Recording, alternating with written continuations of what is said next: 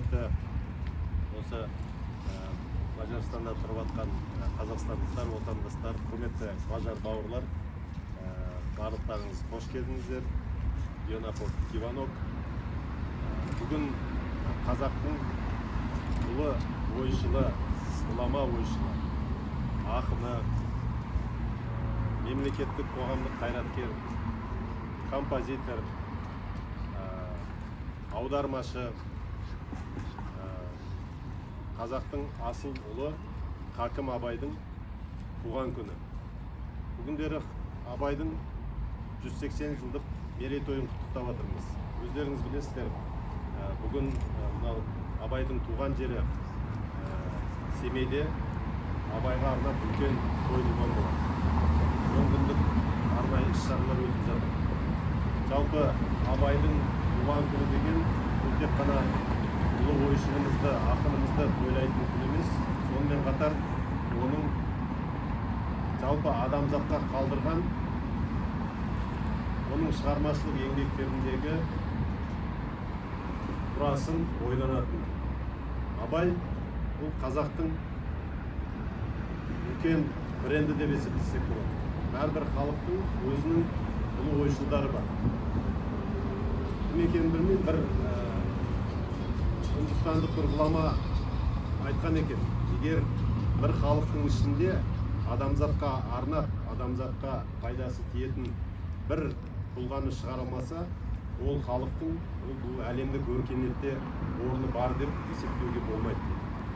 Міне ұлы Абай қазақ халқының адамзатқа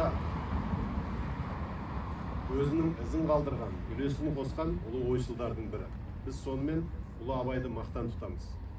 Ұлы Абай, Гете сияқты және басқа да әлемнің ұлы ойшылдары сияқты, мемлекет қайраткерлер сияқты өзіндік терең үлесін қалдырған.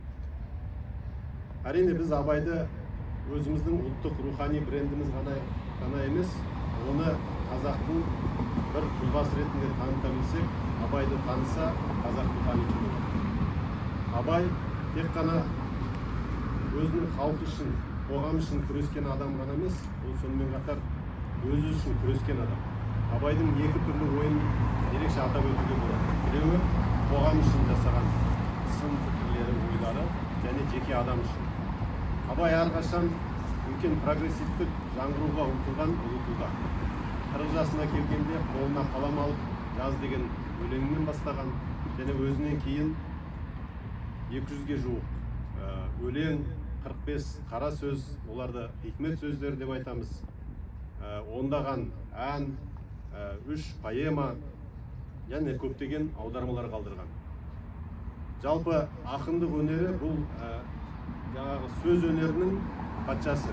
Айтады ғой, өлең сөздің патшасы дейді ғой, ұққан адамға. Өйткені ақындық бұл бүкіл ойды, бүкіл сөзді, көркем әдебиетті, көркем өнер сөзді бір жерге топтастыратын ұлы өнердің бірі. Әрине қазіргі таңда ақындықты мүмкін бұрынғы кезеңдегідей мән мағынасы онша қатты сезілмейді. Бірақ жалпы алғанда ақындық өнер бұл өнерінің, сөз өнерінің ең үлкен құдіретті күші, шыңы деп есептесек болады.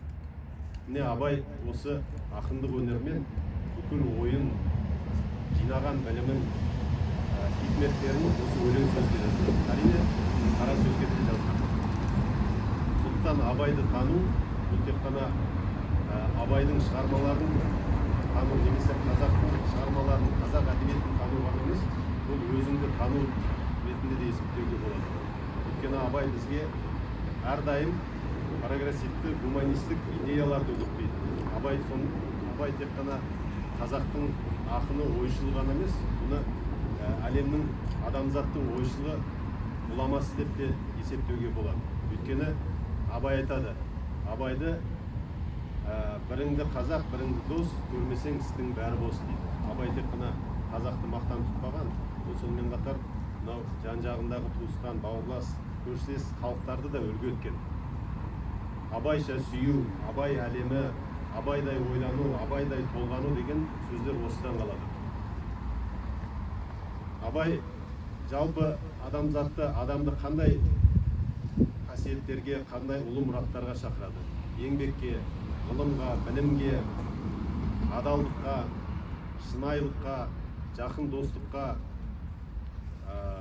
ізденуге, білімпаздыққа шақырады. Міне бүгінгі таңда Қазақстанда қазіргі жүргізіліп жатқан еңбек адамы деген осы Абайдың терең философиясында жатқан нәрсе. Кітап оқу, Қазақстан деген бұлардың бәрі Абайдың кемеңгерлік білімінде, ойында, еңбегінде көруімізге болады.